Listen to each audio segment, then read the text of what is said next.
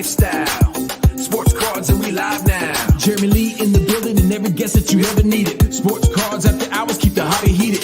Updates, hobby talk like you never seen it. Sports cards live and none could ever beat it. Sports cards is a lifestyle. Sports cards and we live now. Welcome to another episode of Sports Cards Live with your host, Jeremy Lee. All right, here we go. Welcome everybody to the second episode of the Iconic Auctions live stream preview. This is the official auction preview showcase of Iconic Auctions on Sports Cards Live. It is Wednesday night, August the 30th, 2023, and my name is Jeremy Lee. Let's bring out our co-host for the evening, none other than the president of Iconic Auctions, Jeff Woolf. Welcome back, buddy. How are you? Doing good, Jer. How are you? I am doing good. I got to say, this is the second time we're doing this. I'm so excited to be doing it again. I'm looking forward to learning about some of these items. It was a great experience last time. I got great feedback from people who just were happy to learn about so many of the items that you offer on Iconic, all the amazing categories. It's so much different for me from sports cards usually, but I love to learn about these things and dive right in, as does the audience. So we're going to do that. Before we do, I got to ask you, how was the National? Have you recovered from that weekend yet? National was great. I don't know if I fully recovered yet. We're a month out basically. I think with the National was technically, the last day was a month ago. And man, it's just such an undertaking. And then for us, there's all that post-auction melee and following up with leads we got there and everything, but it's all good. It was all good stuff. But the crazy thing about the National was I feel like I walked like 20 miles, but I still saw only like 10% of the show. Yeah. It was massive. It was massive this year. 580,000 square feet was my understanding. Next year, we're back to Cleveland. Haven't been there for a while. And I think it's going to be like 460,000 square feet. It's going to be a little bit smaller than Chicago was this year, but it's going to still be the second biggest National of all time because they added 200,000 square feet to Chicago this year, that new room at the back, which you probably didn't even get to, did you? Barely. I made a couple pit stops in each room, but as far as walking down the aisles, I talked to people that were just I talked to collectors that were just there walking, and they would get, tied up in transactions and stuff. And they even told me guys that were there the full 5 days didn't go the entire length of the show. So, it seemed overwhelming at times, just kind of going through it. Like there's so much going on there now. Yeah, there really was. I came by your booth a couple times. Great booth as always. All the items on display. None of which are, I shouldn't say, I don't think any of which are on auction tonight. That was the National, the July auction. Tonight we're here to showcase the August auction on Iconic Auctions, the August 2023 version of your auction. And we've got 15 items that we've selected to really look at and dive into and get your descriptions of it.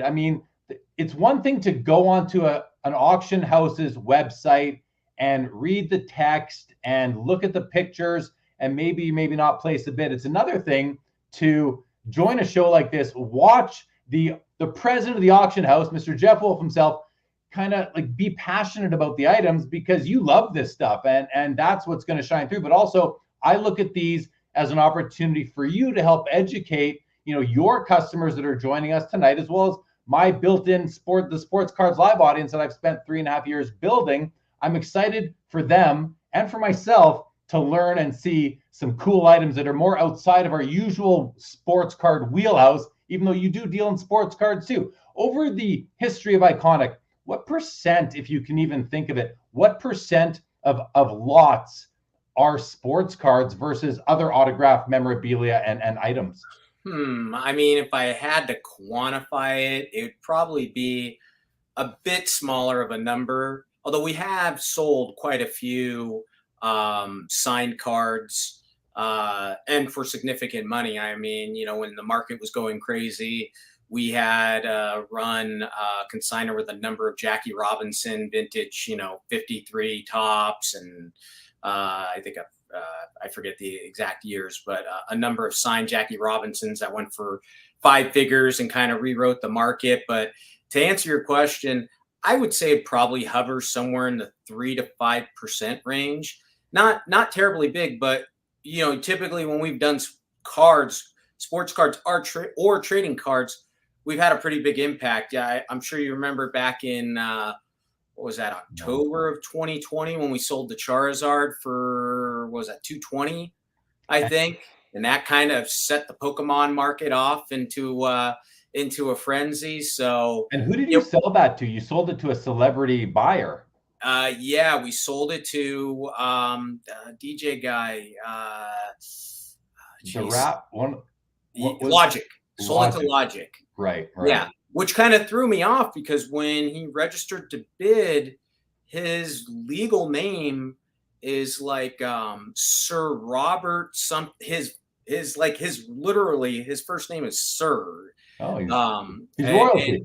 Yeah. So when he registered to bid, that's kind of what I thought. I'm like, oh, we got some royalty signing up. But then there was a management company in LA, their contact information. So in the vetting process, we reached out and then discovered it was actually Logic. So right. But after that, the Pokemon market went ablaze. So when we go into sports cards, just kind of like with our auction in general, we deal in a little bit of everything, but we kind of try and deal with the more cool and significant stuff. I mean, we do have more routine stuff. Like we've got the signed Ichiro rookie card, which goes for, a couple $100 in this auction. And we got signed 8x10 photos, that go for $100. But, we really like to kind of have a conglomeration of a bunch of different cool items from all the different genres and then kind of blend it together and make what you call iconic. From all the different categories, like signed record albums, signed basketball, signed guitars, signed declarations of independence. I'm kind of pulling that one out, but presidential stuff. It's super cool. I love it. I can't wait. We're going to get into it right away, everybody. Let's just welcome Jake Dahl. Good to see you, Jake. Says, loving that Beatles signed Please Please Me record. Very cool. Todd McDonald, good evening. Glad to have you. And Orlando, a collector's dream. Good to see you in the chat. As always, welcome, everybody. We're gonna jump into these. And what I'm going to do, first thing I'm going to do, everybody, is I'm going to put into the chat a link to this auction. So if you click on that link, it'll take you right to the auction. It'll actually take you right to this page here that I'm sharing. This is the main page of the August 23 Autographs and Memorabilia Auction on Iconic Auctions, iconicauctions.com. And if you look right under the screen where you're looking, it says you can go visit the website to bid, view, and register on the items. The auction that we're looking at tonight, these items close this Saturday, September 2nd. So you've got between now and then to decide if you want to bid. Bid early, bid later, bid at the end, up to you, however you want to do it. But that's when it ends. So I want to bring that to everybody's attention. This is their website. Well, this is the auction site. You can go to the home and see more information about Iconic Auctions. But basically, this is the format. And we're going to go through several of the lots. And let's jump in, Jeff. Let's do it. Let's start with the first one. We are going in lot order, everybody. Again, 15 lots, as you can see across the top here. We're going to go one at a time. We're going to start with lot number 1, which is the Pink Floyd. It's a rare and desirable group signed Wish You Were Here record album. It's got all sorts of LOAs going on. And I'm going to hover over the pictures. And Jeff, I'm going to let you educate us on this piece and just what's cool about having these 4 autographs on this album cover. All right. So Pink Floyd is among, you think it's kind of, to compare it to baseball, a lot of times people come to me and they'll go, oh, Babe Ruth, he must be a super rare autograph. Now, Babe, signed tens of thousands of autographs. He's not rare, but everybody wants a Babe Ruth autograph. So he's coveted. We'll use arbitrary numbers. Let's say there's 100,000 Babe Ruth autographs in existence. Conceivably possible. I haven't crunched any numbers or anything, but literally millions of people would want to own Babe Ruth autographs. And even within the hobby, you could argue there's probably 6 figures worth of people that want to own his autographs. And some people own, I know a guy who owns 100 of them. So, it's the law of supply and demand. So bringing that to music, a lot of people go, Beatles are super rare. No, Beatles are rare in general. It's not like Babe Ruth. Not a lot of people were asking musicians for autographs, but the Pink Floyd and some of these other bands, Beatles are probably one of the more common people with autographs because, like Babe Ruth, a lot of people ask for it. But when you're talking about rarity, there's a couple names that really are at the top of the peak as far as band signed albums. Pink Floyd is one of them.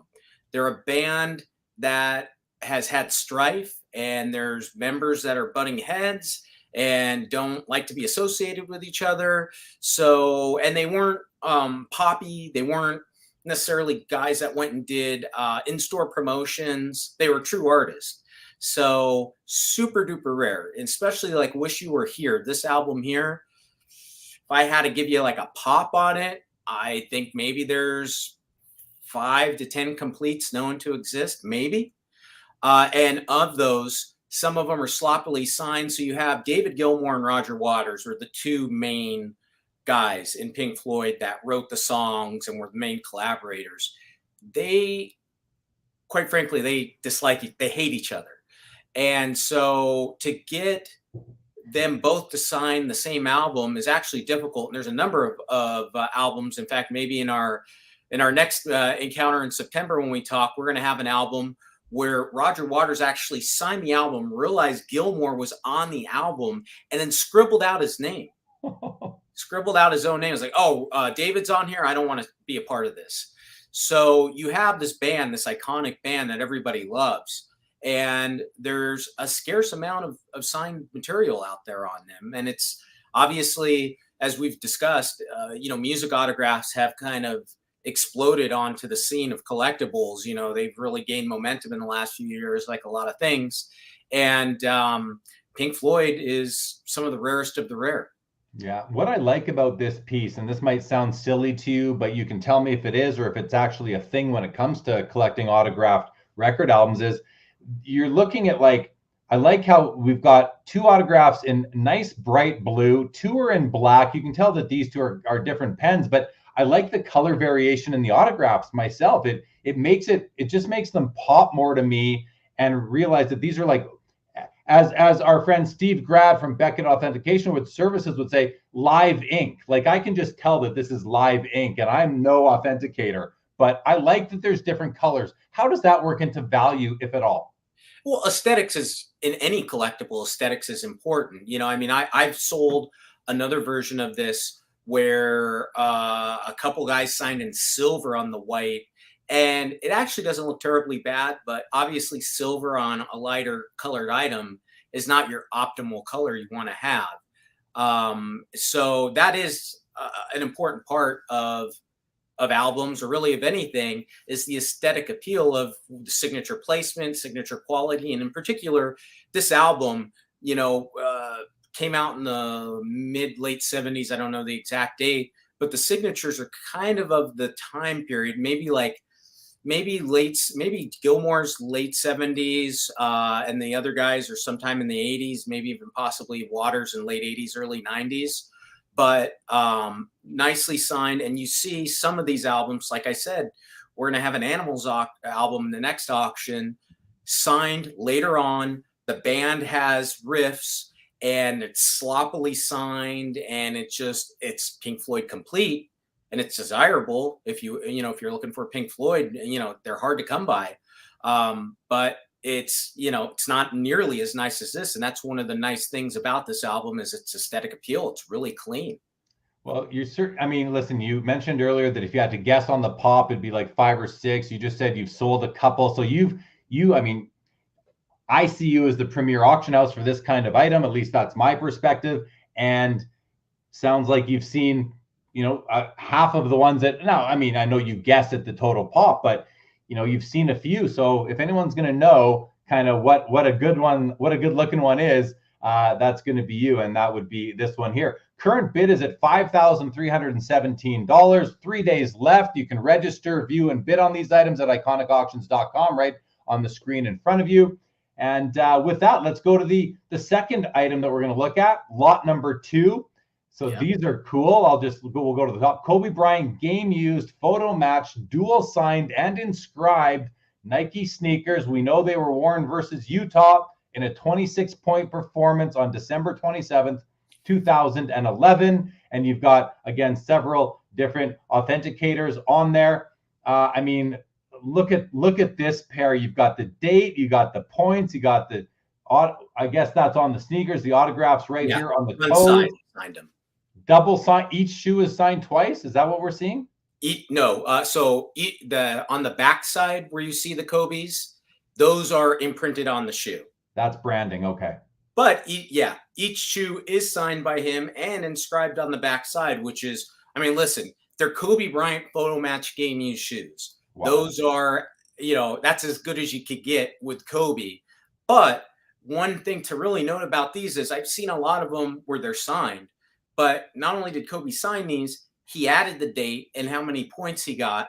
And that's pretty cool. You don't see that on a lot of game used stuff with him. It's primarily either unsigned or it's just signed by him without any type of inscription that's relative to the game usage. And I mean, he had a pretty solid game. It wasn't the 81-point game. It's even got, that's cool on the bottom of it.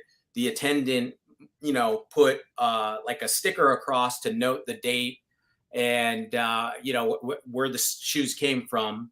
And then he signed them through Panini. So that was his exclusive towards the end. He was transitioned from UDA to Panini. And so that was his exclusive distributor for his autograph. And they did distribute some game use stuff, including, I imagine that's where these shoes originated from, as they were released by Panini, because Panini actually notates not just the autograph, but the game usage on their COA. You got Beckett for the autographs to hammer it home further. And you got Sports Investors who went in there and did the exact match. And when it comes to game use stuff, I love seeing game use stuff. And I understand, being a collector along with being an auction guy, you see stuff, it's game used, it's got great provenance. Let's say it's a PSA letter if it's a game used bad, or you got these guys' letters. But there is that kind of sense of, like if it doesn't have the photo match, you go, gee, like that would be awesome. In this case, all the boxes are checked. And to me personally, you look at where Jordan is at when there's photo matching. Shoes go for 6 figures. Jerseys are going for 7 figures. To think that like shoes like this are going to go for somewhere in the mid 5 figures, probably, I don't know, probably 20, maybe 30, in the 20, 30K range.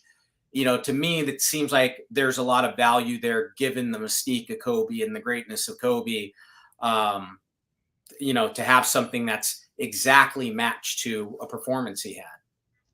Yeah. It's a really cool offering here.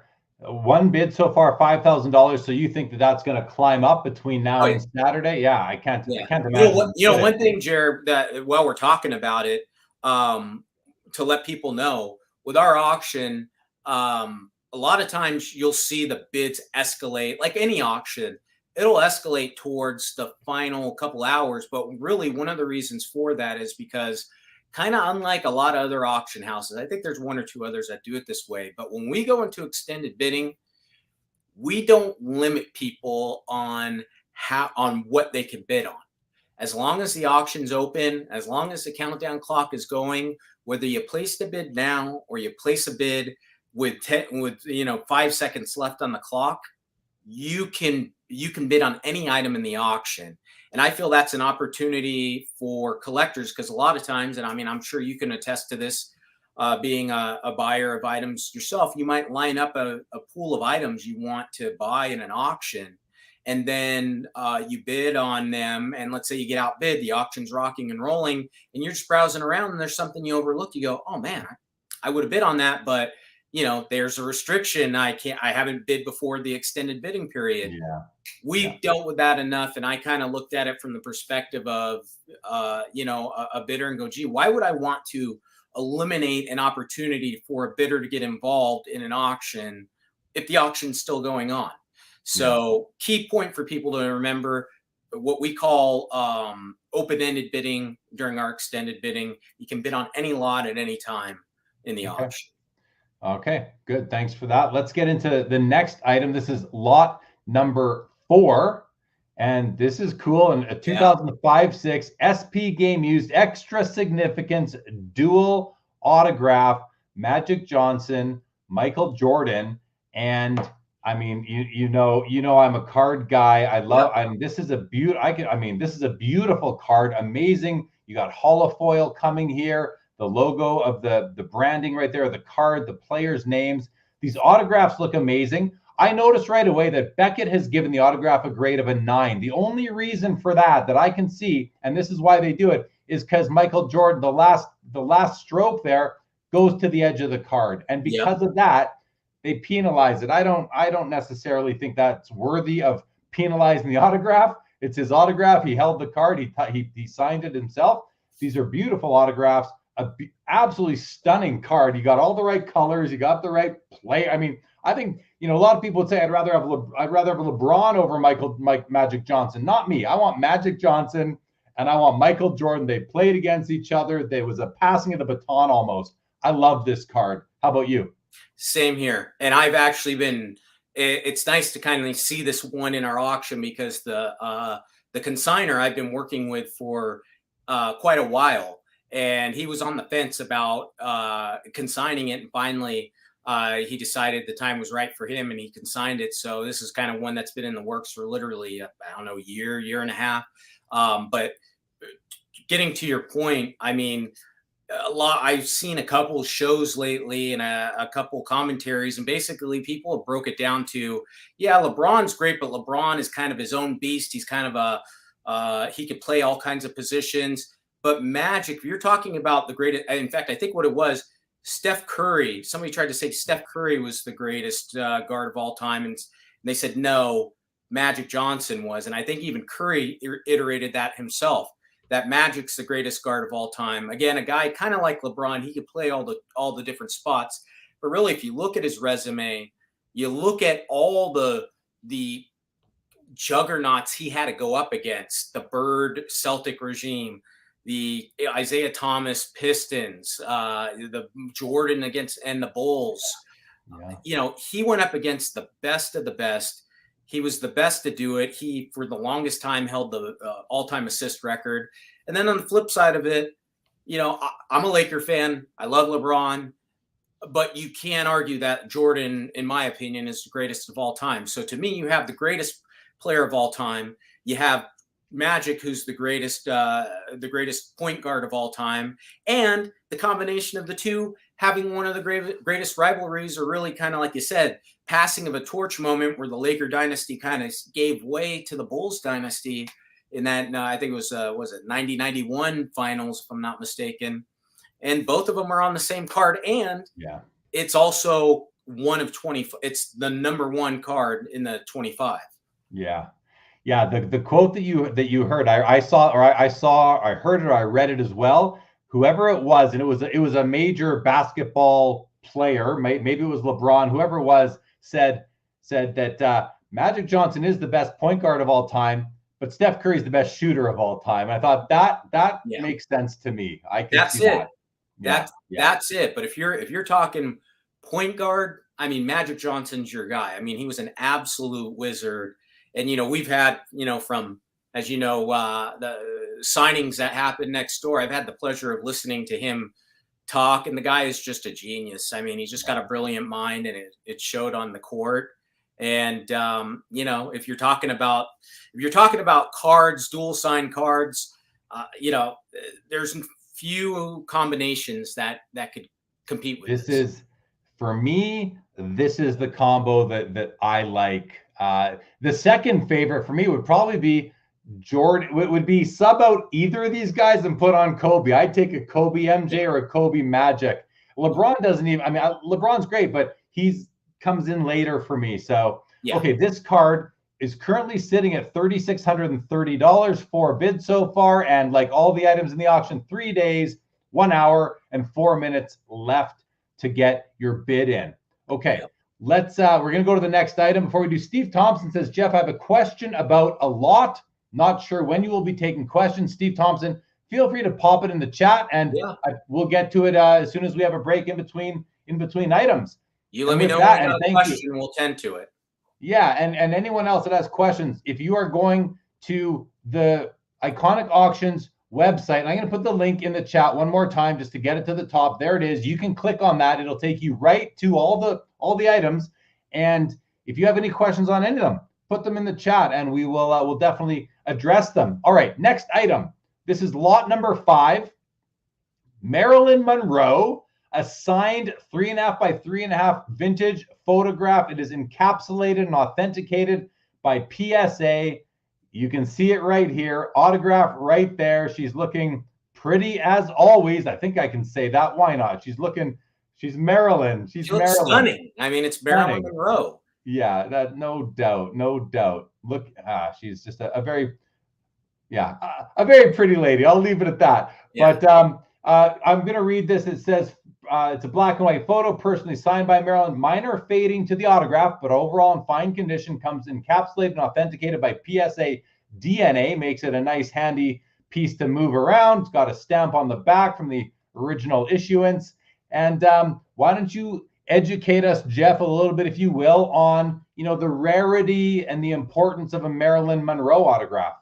So Marilyn Monroe, entertainment autographs are a unique type of thing, because over time, unlike sports where the guys of the past are always remembered, like none of us have ever, nobody alive, I think at this point, would have seen Honus Wagner actually play baseball. Somebody might have seen him coach because he coached into the 30s and 40s, but his career was over by the late teens, if I'm not mistaken. So we'll go on a limb and say pretty much nobody's ever seen him play, but everybody knows who he is. In entertainment autographs, kind of a harsh reality happens in that as time goes on, people really don't go back and revisit super old movies. People kind of forget about them. They go into the tank, and there's like a pyramid that happens, and only a select few people become immortalized icons that can kind of transcend generations. Marilyn is one of those people. Even though Marilyn's movies all happened in the 50s and 60s, most of us probably haven't seen it, or some, she's got such a following, a lot of people have, but the average person probably has never seen a Marilyn movie. Everybody knows who she is. I mean, her story is, it's got that part fairy tale, part tragedy. And she's one of the most coveted autographs in all of Hollywood autographs. Kind of created the, the glamour icon of sorts. And, women want to be her. Guys love her, love looking at her. But she's super collectible, has held and grown in value. And the super cool thing about this that I like is it's clearly a candid photograph that was taken by her. If you look at her, she's dressed to the nines, got her jewelry on, probably at a premiere or some type of Hollywood gala. So this conceivably was taken either by a fan or a photographer. And, keep in mind, back in that day, it's not like now where, they have those Polaroids or cameras. You could just whip it out right away and get somebody to sign it. Somebody had to go develop this and then locate her and get her to sign it days, weeks later. So, and that's kind of a cool thing too. I mean, this is a one-of-one. This is an original candid photograph of her. She's looking beautiful. It's nicely signed by her. There's spots where, we sometimes just got to use a more generalized word. There's fading, but I think what it is more so is that she used like a fountain pen, and fountain pens on glossy photos can be hit and miss on how the ink picks up. So there's a few light spots where it just didn't really pick up, but still beautifully signed. Cuts are nice, but when you can kind of get that compactness of a cut, but you actually get the image of a person, especially a person where an image is so important to who they are, like Marilyn, and you get it signed, it's just super cool. It's something, this is the type of piece where I look at that as something where if I'm a collector of cards or sports memorabilia, it translates over because it's got the encapsulation factor. It's a smaller photo, and it's just cool. I like it. She was married to Joe DiMaggio, and she's married to Joe DiMaggio. Baseball card collectors are very interested in Joe. At least I am. If you collect vintage, you love it. So there is that connection as well, which I think is really cool. Really quick, give me just an idea. Like, you mentioned that when it comes to Babe Ruth, there's thousands of his autographs out there. Are there thousands of Marilyn autographs out there, or is her autograph like how tough is it relative to other movie stars and celebrities of her era? So she was an accommodating signer, but she is fairly scarce, especially things that are not. So there's checks out there on her that are signed, and if I had to guesstimate a pop on those, couple hundred that I've seen, or that I would imagine, because I know I've seen dozens of them, and there's obviously many more that I've never seen. But signed photos, cuts, things like that, where people actually went to encounter her. Man, I mean, there's probably, I would guesstimate, less than 500 authentic items that are floating around. And especially then you start to think of how many people would want Marilyn's autograph. It's really a limited populace, and photos, especially on her, photos are very rare, even though obviously that would be the ideal thing to have on her. A lot of secretarial signed stuff on her. So the real, true, authentic autograph, especially signed photos, super rare. Right on. Okay. Steve Thompson, I see your comments. Let us know if you have a question to go along with it. Next item is, all right, here, let's take a look at this. George Washington, you guys. George Washington. It's a signed 1785. That's not a price, that's a year. The year 1785. Society of Cincinnati Membership Induction Certificate, America's first exclusive military order. It's an autograph, comes with PSA DNA, letter of authenticity. George Washington inducts one George Tudor as president of America's first military order. I mean, there's lots to read here. Go onto the website and read it. I'm going to hover over the item, and I'm going to go back to you again, Jeff. Let it talk. You're going to tell us about this item. We all know who George Washington was and his importance in history, but what I'd like you to focus on is the importance of the item that the autograph is on, and then scarcity and rarity and those things. I think that's what people are interested in. Absolutely. We all know who George Washington is. And even if you followed or you watched the last show, we had another significant Washington piece as president of the United States, an appointment. This has got a little bit of a different twist. So Society of Cincinnati basically was the first brotherhood or first organization, almost like a veterans association. And basically what it was a conglomeration of vets of the Revolutionary War. So the kind of cool thing about Washington is obviously he was the commander in chief, and he was the lead general of the Revolutionary Forces. Then he became the first president. And now essentially he was the president of the Society of Cincinnati. And it was basically an exclusive club that was created for Revolutionary War veterans. And of course, who's going to be president of this club other than their head honcho, George Washington? So there's a lot of, in the realm of historical memorabilia, there's a lot of factors that attract people to these. First off, they're scarce. I've maybe seen a dozen of them or so, and they're condition sensitive.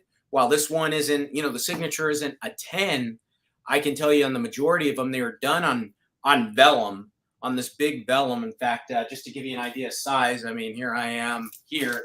Here's the piece. I mean, Hold on. It's a Let pretty me spotlight you. Let me just spotlight you for a second. Yeah. All right. So here's my head. Here's the piece. It's a big document, big ornate document.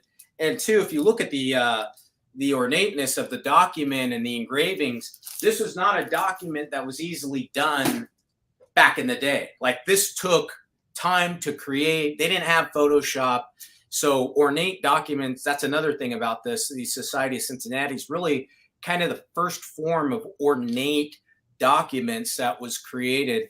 And a lot of the signatures are non-existent. Like, he signed them and they've essentially faded off in the oblivion. People displayed them back in the day or whatever. So one like this where the signature is visible, it's very clean, a lot of them, because little known fact, a lot of times vellum from back in the day was basically animal skin that they had.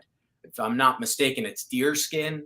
that they kind of flattened out. So there's that element of, some of them kind of turned colors and some of them didn't. This one stayed relatively clean. And, if you were to frame this and put it up somewhere, archival framing, UV glass, please. It's a beautiful piece. And Washington's signature is just as coveted and iconic as Ruth or Monroe, if not more, because he's friggin' George Washington. George Washington. Yeah. Jake Dahl says, wow, that piece was from the 1700s. Crazy how it survived all these generations. Yeah, it's a special piece, though. It's crazy, but I'm not surprised that that's the kind of piece that survives. 248 years, if I'm doing my math right. Right? 1785, 248. 238. Yeah. Yeah. Or 238. 238. You're right. Wait. What year is it from? 1785. That's right. You're right. 238. Yep. We're currently at 5,000, the one bid so far. So lots of time on this, as with everything. All right. Before we go to the next item, Steve Thompson did give us his question. And so let's go to lot 277, Jeff. He says he's looking for Shohei Otani balls. The ball, it says, I guess he's reading the description. It says the ball was played in a Rockies Nationals game and Shohei signed it. I thought it was unique because he doesn't play for either team. Should we go look at the lot itself and see? Let's go look at the lot. I'm just going to search for it on the main page here.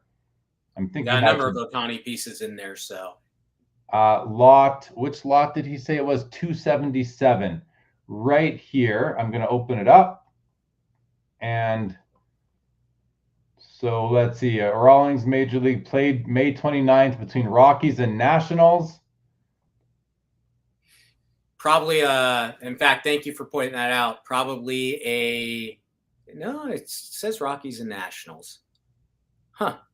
I'll have to take a look at that because that doesn't, what is the, can we see the hologram number on that? I'm going to bet that that's probably an error in our imaging. And because it's clearly signed on an Angels commemorative ball. 928462.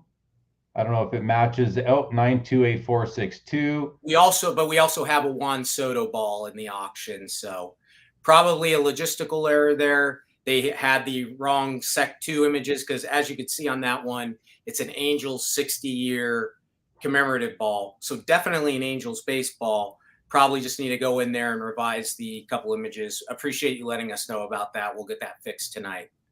All right, good. There you go. All right. Thanks, Steve, for bringing that to Iconic's attention. All right, let's go to the next item. Oh, this is cool. All right. This is a Beatles group signed Please Please Me record album with excellent provenance, Beckett, authentication, JSA, and Ciazzo. Did I say that right? LOA? Frank Ciazzo. LOAs, lots of text here to read if you're going to visit the site yourself. And here is the item. We have the autographs look to me, Jeff, to be on the back. Is that that's the back of the album versus the front? Yeah. And I'm curious about that from a display perspective. I think I'd rather the autographs be on the front and the white area so I could display it. But how do you feel about this, and how do your customers like it like this? Well, obviously you'd want it on the front, but I'll see if I can get this to show. This is the album. As you can kind of see, the front is super glossy, okay? Now, this is 1963, I believe, when this album came out. Looking for a day. I'm pretty sure it's 63 when this came out. So you got the super high glossy album. These guys are using ballpoint pens at that time. Ballpoint pens on super glossy covers don't work. And they probably signed a couple on the front side, realized it didn't work. And so then they put it on the back side because the back side, while the tip here, or the edges are super glossy, the fold over of the cover itself is actually a dull finish. So they could sign it with a ballpoint pen with ease. So in the case of this album, Sharpies were not, I think Sharpies technically existed, but weren't in mainstream form yet.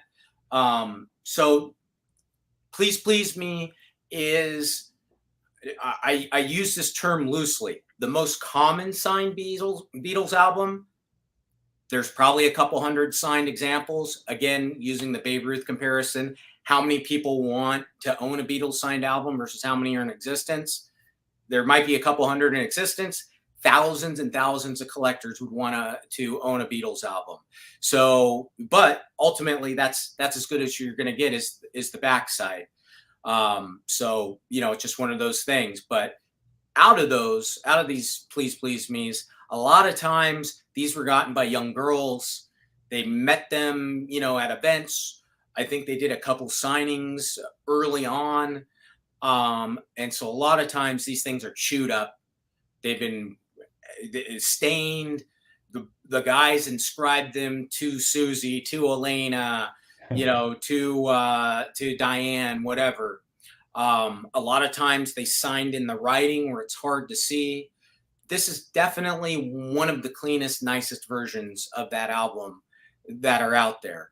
It's not inscribed. If I were to own this piece, I would want to, what I would probably do is I would have it framed up similar to the way that you're displaying it on the website right here. Bingo. I would either take an image of the front of the cover and print it on nice paper and put it with the back, or I'd get a separate copy of an old copy and put it in there as well. Would you ever, and this might sound crazy, but I'm going to ask, would you ever take the album jacket and cut it so you have the front and the back showing together? Or is that like the worst thing you can do to the thing?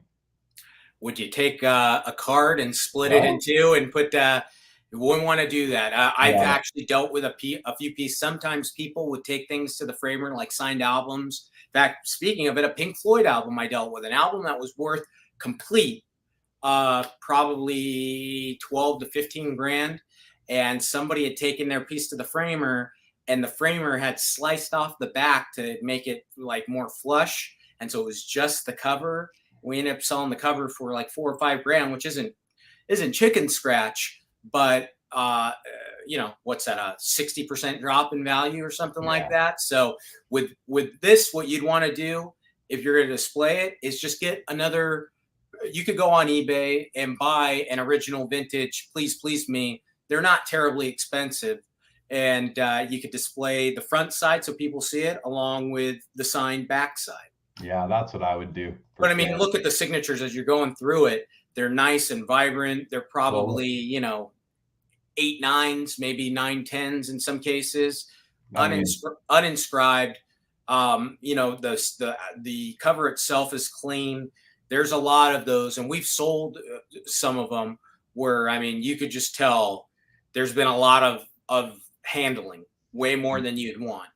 The George Harrison is beautiful. The John Lennon, I mean, just to see a John Lennon autograph, I get chills just looking at it. Yeah. Paul McCartney, Ringo Starr. Ringo couldn't have signed a bit more up there, you know? That was kind of Ringo's spot. There's I've seen very few where he signed it outside of his spot was like right below, which makes sense, I guess, now I'm looking at it. It's right below his name. Right by his name. Yeah. Right. He signed right, you know, right below his printed name. Yeah. But he signed into the writing. But Ringo had a tendency, if you look at Beatles group signed items, whether it was intentional or not, Ringo's always the guy who signs in the writing or happen to sign in the dark area. That's just one of Ringo's attributes, I guess. Yeah. Just one of his things, one of the way he is. Well, that's a really, really cool piece. And, all right. And currently at $16,500, 3 days, only 3 days and 44 minutes left now, everybody. Yep. This auction ends on Saturday, September the 2nd. Let's go to the next item that we're reviewing. Lot number 38. Ty Cobb, handwritten and signed note with interesting content regarding his signature. All sorts of LOAs here again. I mean, there's the autograph Ty at the bottom. Dear Criswell, it looks like. I'm not going to read it all, but I'm going to read it for you real quick. I'm going to read it for you real quick because it's a quick read. But the cool thing about this, not the most valuable piece in the auction, okay? But it's direct content related to him signing autographs. So he wrote, Dear Criswell, did not notice your direction of signing until after it had signed. Though I never, in autographing, sign my legal signature, Tyrus R, out as I have signed yours. So, Ty Cobb, as you probably know, if you know Ty Cobb, was known to be, he's got that bad rep of being one of the bad boys of baseball. I know that the movie about him with Tommy Lee Jones playing him, they basically made him out to be a real asshole, to be blunt with you, and be a real rough guy. But amazingly, he signed a lot of his correspondence, and I've seen beautiful letters where he's interfaced with kids where he's kind of grumpy and like, I really don't have the time for this. You should go get a coach to tell you, but here's my tips on how to play baseball or something. So here's something where, a fan, or I don't know if it's a kid, but a fan wrote him, asked him to sign something, and specifically asked him to write Tyrus R. Cobb. And he realized that he didn't do that for this guy after signing for it. And then he takes the time to write out a letter to let the person know that he almost like, he didn't apologize, but he explains himself out. Like, Ty Cobb took, I don't know, 10 minutes out of his life to respond to this request. You're not going to get, he's Ty Cobb. He's one of the greatest baseball players of all time. My personal opinion, the greatest of his generation. It's a unique thing in that it relates to autographs. He talks about signing for the person, and it's very personal. It's just a moment in time where he's explaining his manner that he doesn't sign Tyrus R. Cobb like he signs legal documents. He just signs things Ty Cobb. Well, I love that it's on his own stationery. I also love that you're actually getting 2 Ty Cobb autographs on this one page.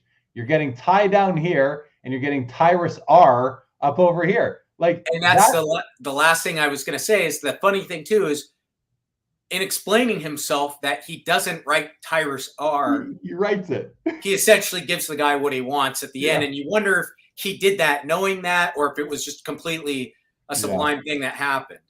Well, I got to say, so far, this is my favorite piece in the auction. And I mean that, listen, it's only right now, $484. We just saw a piece at $16.5, but for me, this is so darn cool. It doesn't have to be worth thousands, tens of thousands, or hundreds of thousands of dollars to be cool. I've sold some tremendously cool things that go for a couple hundred. Now, this will probably go for over $1,000, maybe even $2,000. I don't know. But again, not the most valuable thing in the auction, but cool. It's got a story behind it. It's intriguing. Cool. It's kind of humorous. Well, and again, back to the hobby that we're in, which is, cards and autographs.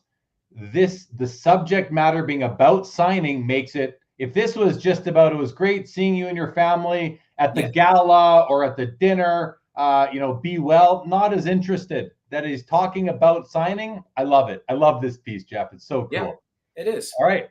And just back to Steve Thompson says, darn it, I thought that was unique and was really thinking about bidding. Well, still consider it, Steve, but either way, glad to have you on the show today. Yep. All right. Next item we're going to look at, this is the Eagles group signed Hotel California 1976 test pressing album with a JSA letter of authentication. The Eagles, I mean, listen, the song I know them best for, Hotel California. I'm actually going to be flying to California tomorrow and staying at a hotel in California. So the timing is good. Tell us about this piece, and again, scarcity of the Eagles, and it looks like it's signed on the back again, but no, it's actually not. So that's the cool thing about this. This is a test pressing. So test pressings are before they go to press, before they develop artwork or anything.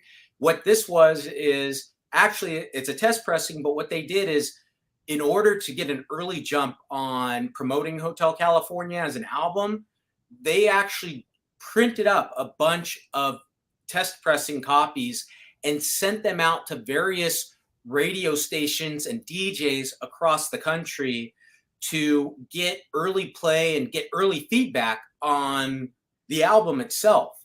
So it's kind of cool in that, nowadays you think there's this separation. I kind of lump in DJs with the media.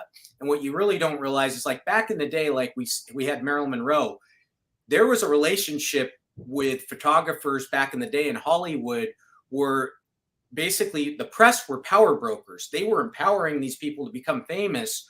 And so in turn, the like Marilyn Monroe would interact with them and ask them to come take photos of her at places because that's what helped her get famous. The flip side of it is, back in the day, the main way you're going to get exposure to your music is if you get play on radio.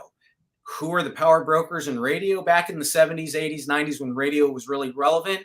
Was the DJs, because they're the ones that press play. And also the station managers would give narratives to DJs. So Mark, who this is, if you notice, one of these guys wrote at the top, Mark, thanks.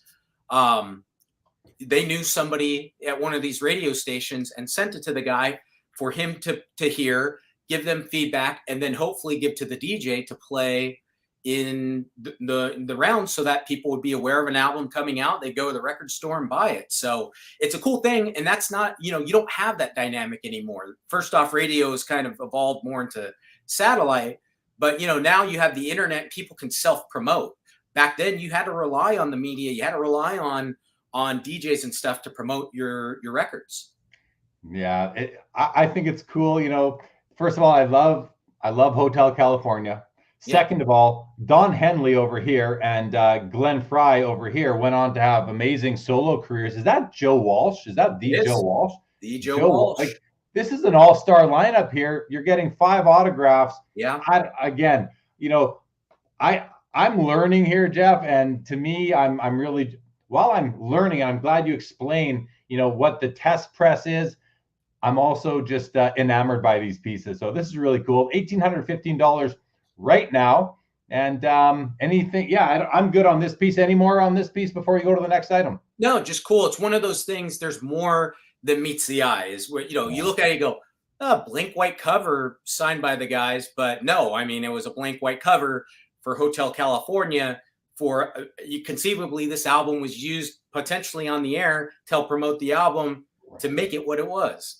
So you get the record itself, the test press record. You get the blank jacket that it's in. So I would display this. I'd put the album over here, the autographs over there, and go get a cover of Hotel California and put it in there too, right? Like, there you go. That's a fun part of all this, is how are you going to display these pieces? So really cool. All right, let's go to the next one. I don't even know what's next. All right. Oh, I love it. Like, I don't know if you know, but if I could only see one concert right now, it's Eminem. Like, I'm a fan of Eminem. Okay, I didn't know that about you. Yeah, I love Eminem. So this is an Eminem unique Detroit Tigers custom signed baseball jersey. Mark Mathers with the backwards E. That makes sense for Marshall Mathers. Number 8, autographed on the 8th. He's got a great autograph. Says Shady right there. I love it. $750 only. Wow. But again, Jared, as a fan of them, okay, what's the significance? There's obviously Mathers. You understand the significance of the backwards Z. What about the 8? Well, why would he be number 8? 8 Mile, baby. There you go. There you go. Oh yeah. Yeah, and that's what made me fall in love with. I don't want to say him. I don't love the guy himself. I don't know him. Yeah. But the movie 8 Mile, I found it very inspiring. Underdog story, that kind of thing. And and the music was so good. That soundtrack, I love it. So Academy Award winning. He won an Academy Award for that. He was great. I love that movie. Brittany Murphy in there too. Yeah. What's her name? Who played his mother? Man, I just saw the movie in the theater. I remember Brittany Murphy, but I remember it was a good actress who played his mom, but I don't remember off the top. I can see her face. The name just isn't coming to me, but this is a really cool piece. So what can you tell us about it? Like, it says it was a custom jersey for him. Do we know, did the Tigers give it to him? Did he have it made? No, I think it's just something that a autograph collector was smart enough to assemble and get that, get sewn up. And thank you, Facebook user. There you go. Yeah. That's right. That's Knew right. it, but forgot it. Yeah. So, M is good with his fans, but he's one of the biggest stars in music. And so there's a buffer between him and the general public. The guy's got bodyguards. He gets mobbed wherever he goes. So it's very hard to get him to sign. In fact, most of what you see that's out there is he'll do drops periodically on his website sell a limited number of signed albums or lithos or whatever. But anything outside of that scope, that's just street signed, very rare, hard to come by, and getting pretty pricey these days because he's kind of coming. It's coming at that weird point. I remember seeing a promo for him on TV when late at night when I was a kid in high school. Right out when I was getting out of high school, they would play promos to promote the Slim Shady LP is the first one with Hi, My Name Is. Yeah. They were trying to promote him through almost like TV marketing. And then he took off and became a megastar. So it's just kind of crazy now. He was TV promoted and now he's pretty much one of the biggest stars of his generation in music. So super rare. I've never seen another jersey like this. It would be insanely difficult to try and get him to sign something like this nowadays because one, you got to put a silver pen in his hand, then ask him to sign on the number. So I do know there's some collectors that had, before he really got inaccessible, had access to him and he would take a liking to some guys. So I imagine he signed this before he really kind of one, he's reclusive, but two, he's just buffered. He's got security, and you're just not. If you were walking down the street and you happen to see him walk into a restaurant, you've got very slim chance you'd actually be able to walk up to him because he's got guys stationed at the corner of a restaurant, and if somebody's walking towards him, boom, they'll go right over.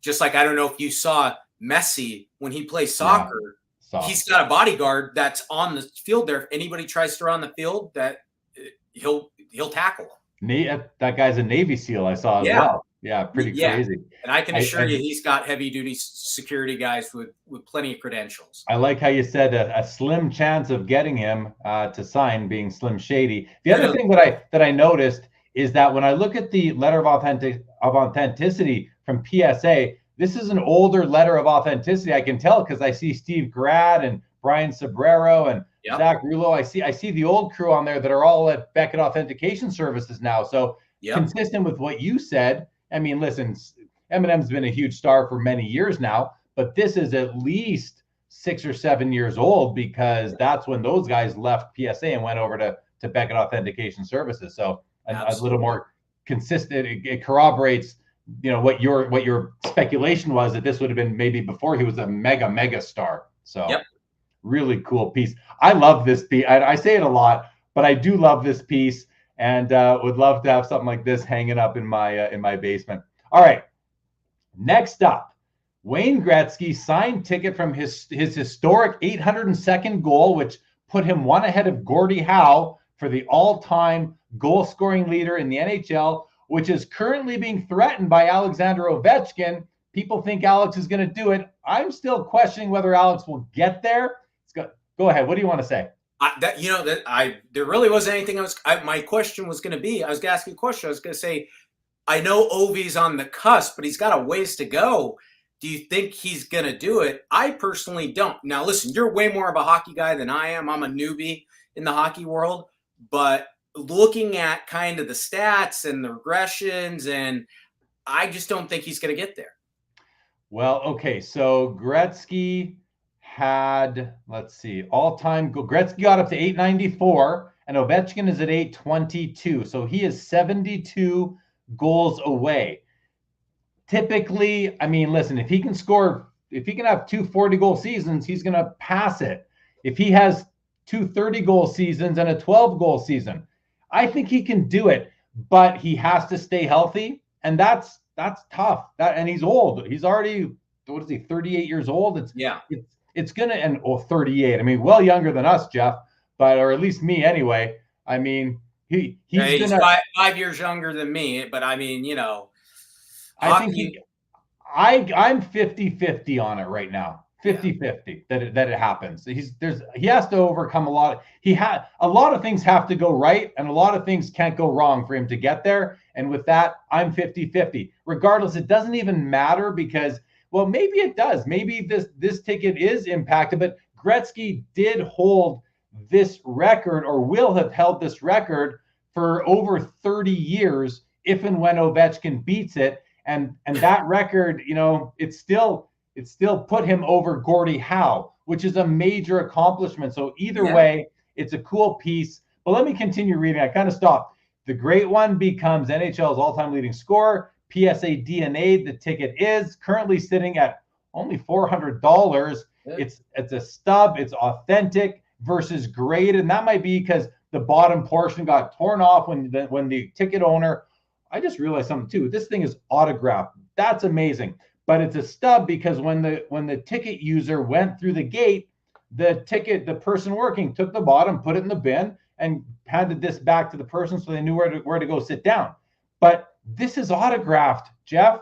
I saw it. It didn't register with me until now. And that's a beautiful autograph on the stub. Very cool. The autograph is PSA DNA. You can see that right there on the PSA label. Vancouver did win this game 6-3, but Gretzky had one of those 3 goals, which was his 802nd. And I remember that happening. That was big news at the time. And anything you'd like to add to this piece? On the back, you just clicked over, and on the back, you can see it also has a hologram from WGA, a official hologram from his company, WGA. So it was done through a controlled, nice signature on him, done in a controlled signing, encapsulated and authenticated by PSA. If you've got access to one of these stubs, which I haven't seen a whole lot of them, now you've got to go try and get Gretzky to sign. And while he's accessible, you're going to probably get a much sloppier signature than you see there. It's a nice one. I just want to warn everybody about this item, okay? If you are going to own this item, you might not want to eat the 1 cup of world famous chicken noodle soup that this coupon entitled you to, because that would have expired 30 years ago. So be careful. Do not consume the world famous chicken noodle soup, but what a great collectible piece. I love it. Well, and you know what the sad thing is, though, about that, Jer, is Jerry's Famous Deli was a tremendous restaurant in LA for the longest time. And, I used to live out there and go out a lot. The chicken noodle soup was phenomenal. And it's one of those things. I went back a few years ago, was looking forward to doing it, and they closed them all down. So no more. You couldn't have it if you want it. And it was You've had the soup that was advertised on the back of the ticket. Yep. Very cool. It's phenomenal. Awesome. All right, moving along.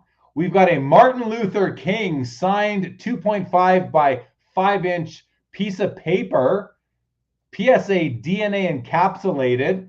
Like this is in baseball, what people the purists, I guess, want single sign baseballs because it really prominently displays one person's autograph. Your eyes aren't distracted going in all sorts of different directions. Not that I don't mind a multi-sign baseball, but single signed is pretty cool. This is, to me, kind of like the equivalent of a single sign baseball, but on flat paper. Whether it's an index card or cut out of a sheet of paper like this, it's only about the autograph here. It's not on a record album. It's not on a program from an event. It's just on a piece of paper. It's encapsulated for protection. Really cool. Nice autograph. Graded an 8. Tell us a bit about this piece.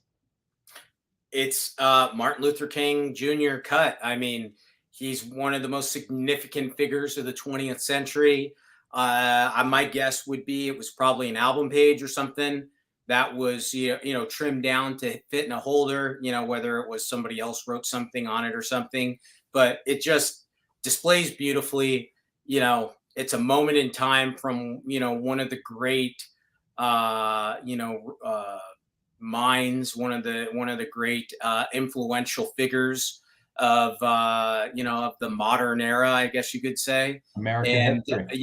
His signature has really gained a lot of traction. It was one of those signatures where for the longest time he hovered around $500 to $1,500 for a signature, and you kind of wondered, like, gee, like he's so significant. And now, I mean, we sell cuts on him for anywhere from 6 to 8 to as much as 10. We've sold a cut for, I think, a little over 10 grand. And we've sold signed letters by him in the mid 5 figures. I mean, he's really arrived. And there's no reason to think there wouldn't be more potential upside as time goes on. Super rare. I think he was 38 when he was assassinated, something like that. And you think about, being guys now that, we're talking about Ovi, and 38 is long in the rear view. Think about all what this guy did in just 38 years and how it's still reverberating today. I mean, you could even go a step further and think about some of the most significant figures in sports. Although Jackie Robinson played to this, but Michael Jordan, modern day baseball, Ronald Acuna, all these guys of African American descent, and if guys like MLK weren't around, who knows what the landscape is with society if guys like him didn't literally put it all on the line. Yeah, I mean, he's got streets named after him and other things as well, I'm sure. So definitely one of the bigger figures in recent American history. So, and by recent, I mean the last like 50, 60 years. So that awesome piece, $2,200 right now, bound to go up more. I would have to think. I want to go back to this and just remind $400 currently on the Gretzky record-breaking ticket. Okay, we got 4 more items we want to get through here. We're going to go to an Abraham Lincoln handwritten and signed Civil War endorsement as president. Beckett Authentication Services encapsulated. There we have it. So what does this? What is this, Jeff? What does this say? What it like? Look at this. It's really on a piece of. Is this a piece of paper? Yeah. So it looks a little deceiving. I mean, not necessarily deceiving, but it's one of those optics where you look at it. So it's actually a pretty good size sheet. I've got it here. Oh yeah. Putting it next to my head, which I got a pretty big head. It's a good size sheet, but it's an oversized slab. This is not let's see here. Here's the Gretzky. So the Gretzky's in a standard card slab. Here's Abe Lincoln. Pretty big difference. But so back during the Civil War, all kinds of stuff was happening. You have prisoners of war. You have guys getting arrested for litany, not going to serve, all this stuff. And so this is literally it's more of like a discharge, actually. He wrote, let this boy be discharged of refunding any bounty reserved. So maybe there was a bounty on some boy for one reason or another. Maybe they thought he was of age and needed to serve in the army, and he didn't, and they thought he was fleeing on his obligation. So this is basically the president just, and you'll see this. They're just literally sheets of paper that were probably taken off of, it could be a warrant for this kid's arrest. And they would put it in front of the president, explain to him what happened. He'd go, okay, tear off a piece and then write this order for what he wanted to be done. And then that was the law, or, the decision in the case of it relating to this kid. It's dated 1864, January 5th, 1864. So Civil War, right in the middle of the Civil War. And he probably all day was dealing with, as he's talking the generals about strategy and finding out what's going on here and there, they'd come in and go, Mr. President, we have these guys, and, you'll see some of them that are cool, that where he'll towards the end of the war, he would release POWs, guys that were part of the Confederacy, stuff like that. And it's just, piece of history. Yeah, it's cool. I like that it's on an old, almost like a scrap piece of paper, that he had to get the message out, and that's what he used for it. War, when you're under, especially back then, not only are you under war, but you're under a war where the enemy could be invading your side, and so you got to be mobile and agile, and supplies are scarce, and so rather than do up a formal document, just like, we just got to get this done so this kid can be set free. Very cool. Currently at $3,328, and this item, along with everything else on the Iconic Auctions August auction, ends on this Saturday, September 2nd. All right, let's go to the next item. Bob Marley, signed 1979, Ottawa. That's the capital of Canada. Yes, Ottawa, Canada concert ticket. So there's the front of the ticket down there, and he's signed to Liza. All the best, love, Bob Marley. That's cool, Jeff. Yeah. That's pretty cool. Super cool. You just don't see a lot of signed concert tickets in general, but especially on guys like Bob Marley, or the Beatles or Hendrix for that matter. You just don't see it. Like, even though it seems like it would be a logical thing to have them sign, especially if you don't have memorabilia back, you encounter them. And this is cool because it kind of comes with the whole story. You see the guest pass. So this is for somebody that had access to backstage, got the ticket's a comp ticket. If I noticed there's a stamp that says complimentary across the ticket. So more to the story there. So Liza either was somebody that knew Marley or was with somebody that knew Marley. Probably likely, since she asked for his autograph, was with somebody that knew Marley and got him to sign. And he's just one of those people where, again, essentially created a genre of music or brought it to the forefront of the mainstream. Died at a young age. I think he was 36 when he died, if I'm not mistaken. And there's a scarce amount of material out there that's authentically signed by Marley. But another lot that comes with, a couple of items. You've got the ticket, you've got the guest pass, and you've got the letters. Makes for a nice framing opportunity. You're not just putting out and what I would do. Here's what I would do, Jeff. Tell me if you would do similar. I would obviously display the back of the ticket, but the front I would want to make a copy of and put it beneath it, because I'm not going to split that. You've already taught me tonight. We don't split these things down the middle and display both, and you can't display front and back at the same time. So I would probably, take a copy of it and put it there too, because I'd want to see that as well. And I think that would get me around it as the owner of this piece. Yeah. Really cool. Or maybe, since tickets are a big part of slab it.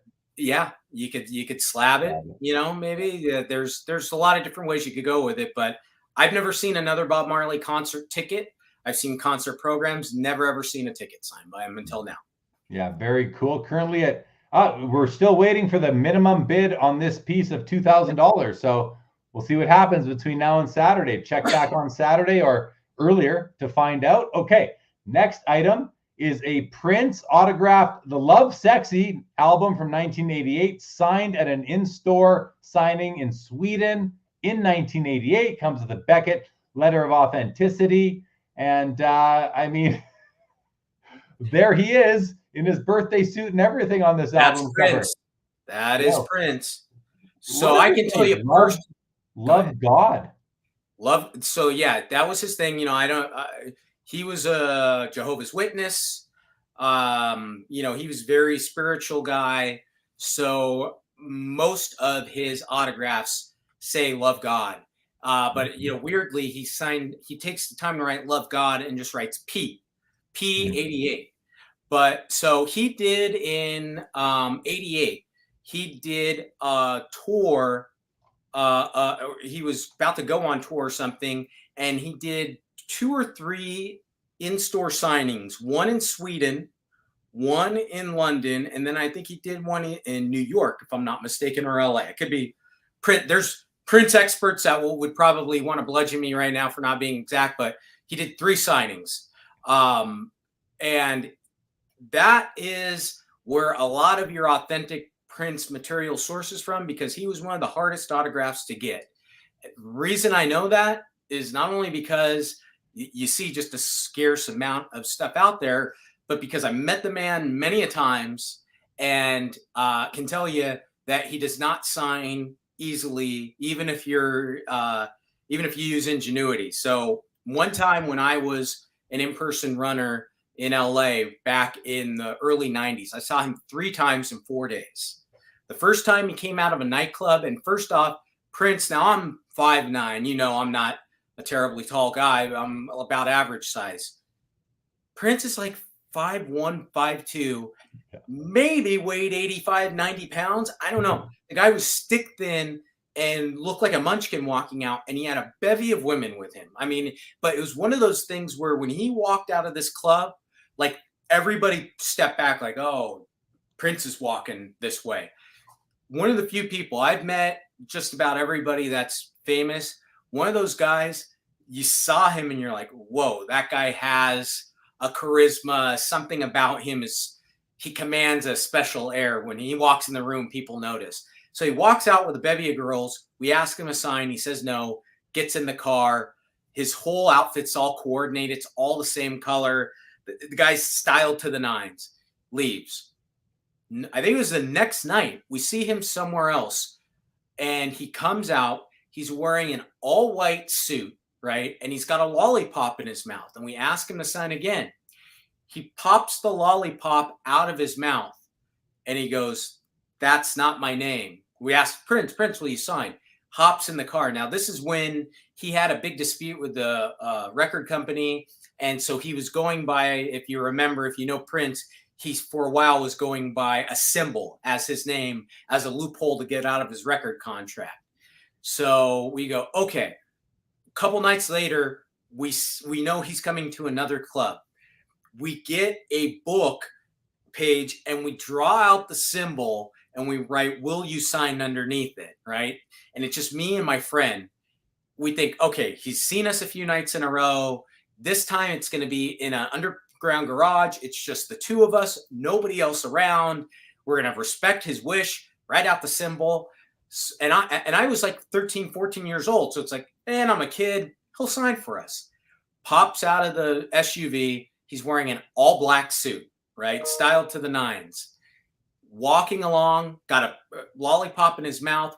I go, "Excuse me, sir, excuse me." And I point to the symbol and the request. I go, "Will you sign for us, sir?" And he smiles, pops the lollipop out, all black lollipop, points it at us and goes, "That's good," and just keeps walking. I met him probably 4 other times after. I met him probably 7, 8 times. Never ever could get him to sign. Wouldn't sign under any circumstance. Oh, the poor 13-year-old Jeff couldn't get the autograph, even going to those lengths to appease him. Yeah, even getting creative and trying to accommodate for the symbol and all that stuff. Couldn't even get a P93 out of him or something. Yeah. And I think it was 93 when I went for him.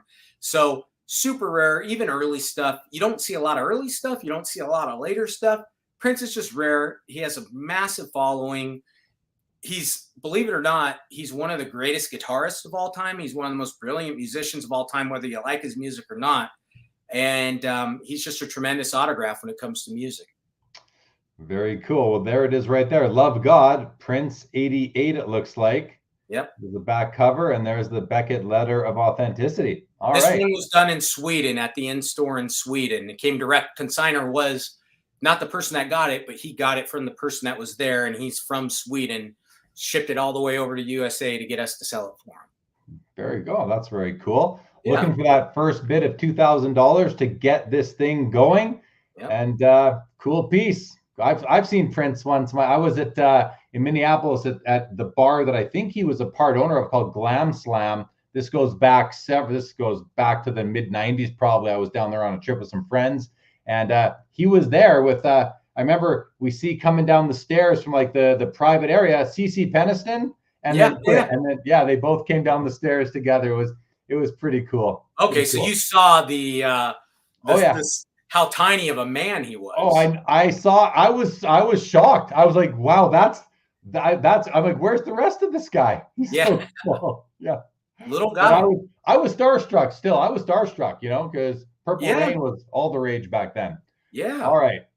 Let's go to the final item, and that is Jerry Rice. These are photo matched game worn gloves from November 18th, 2001. Raiders versus Chargers, used to catch career touchdown number 192, his best game as a Raider. It says Fanatics in brackets.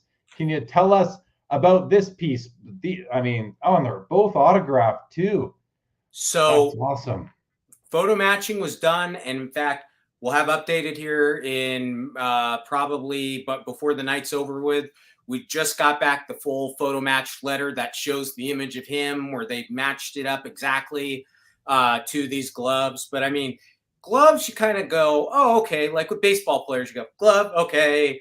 Even hockey glove.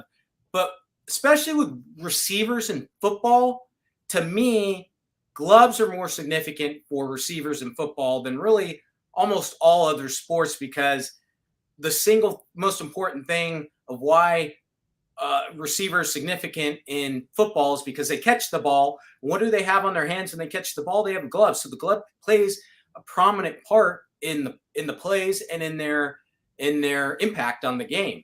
So these gloves were actually worn when he scored career touchdown number 192. You know, kind of like Gretzky. There may be somebody that comes around and does really well, but the chances of Jerry's all-time touchdown record being broken are pretty slim. We got an exact match on these. Even though 49ers was his main team, he did go to the Super Bowl with the Raiders. He scored 3 touchdowns in this game. I don't think he had too many games where he scored 3 touchdowns.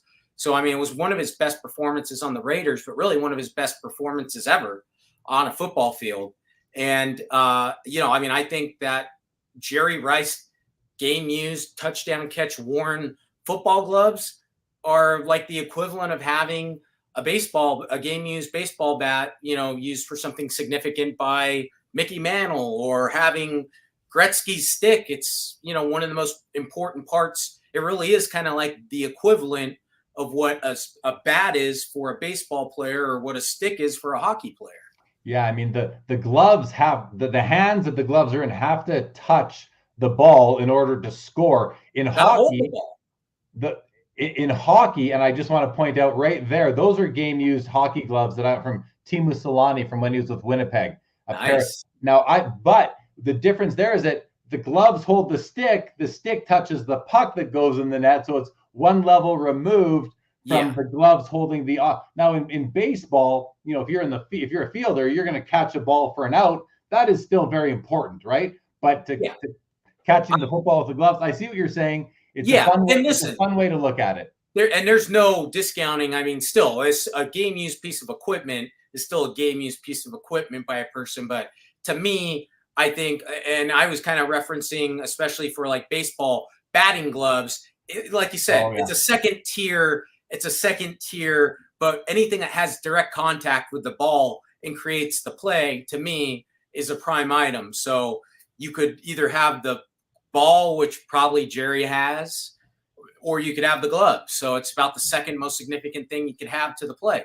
Yeah, when you short of his hands. When you clarify the batting gloves, that makes sense to me. That fielding gloves are very significant. Yeah, fielding gloves are significant. If you ever notice, it's a very niche market, but it's a very, like, they go for significant money, fielding gloves.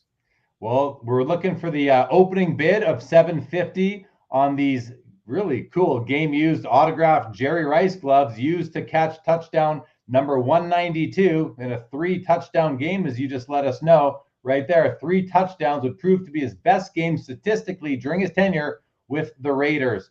Very cool. And that's the 15th item that we were going to look at in the auction tonight, Jeff. Well, man, I got to say, this has been so informative and interesting and fun. Love learning about these items.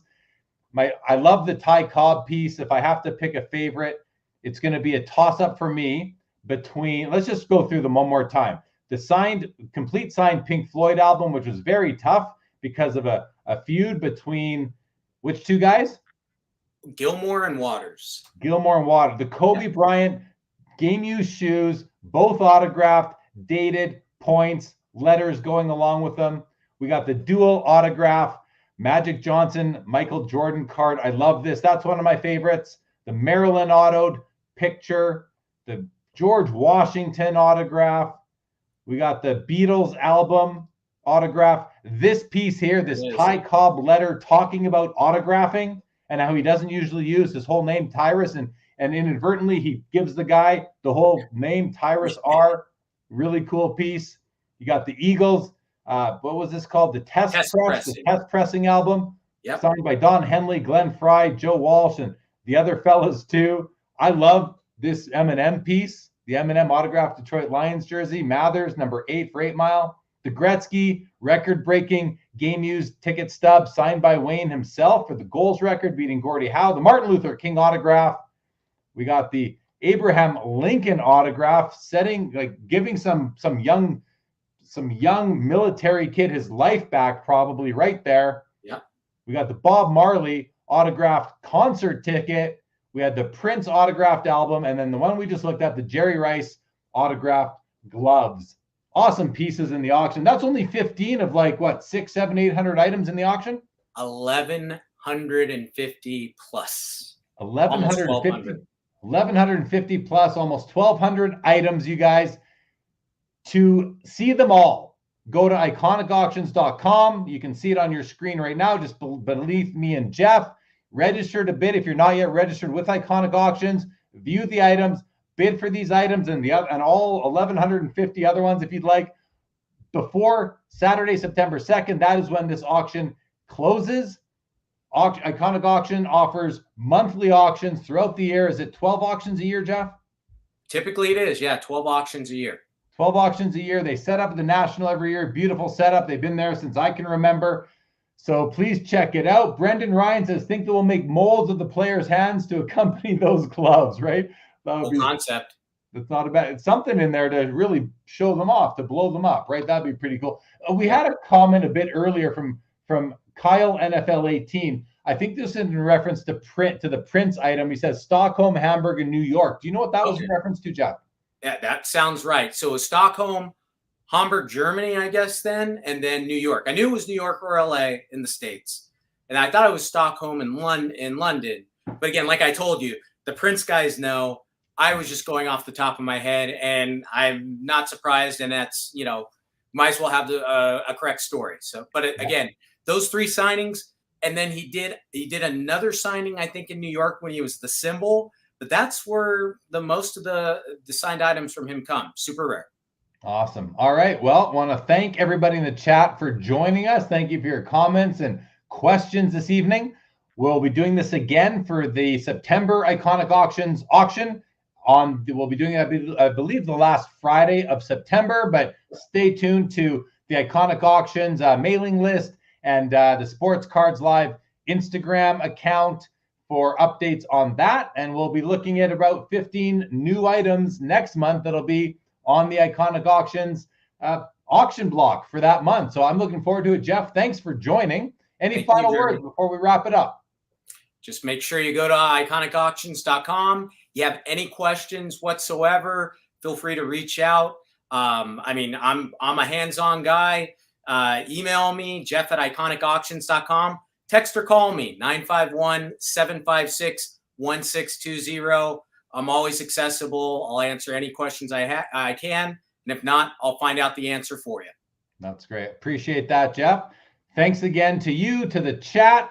And with that, this episode of the Iconic Auctions live stream preview show on Sports Cards Live is now over. Thank you, everybody, and have a great rest of the week.